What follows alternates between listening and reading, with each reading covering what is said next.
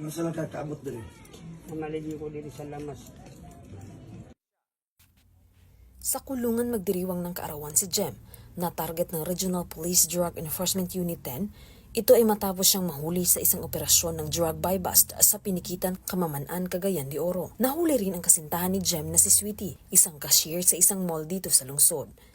Kasama rin na aresto ang kanilang kasamahan na si alias Bapa, isang vendor sa Kugon Market, Cagayan de Oro. Ayon sa magkasintahan, huli silang gumamit ng shabu kaninang umaga, samantalang si Bapa ay umamin na kahapon pa siya huling gumamit.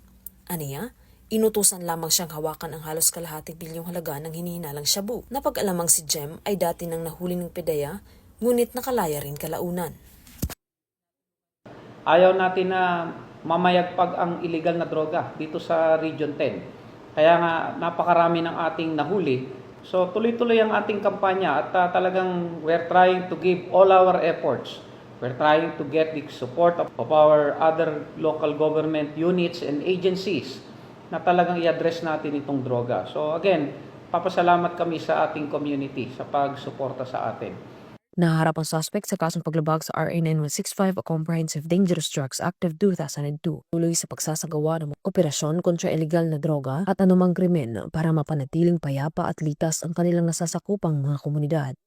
Mula dito sa Northern Mindanao, ako ang inyong Police News Network Correspondent, Patrol Woman Risa Sahonia, alagad ng batas, tagataguyod ng Balitang Pulis.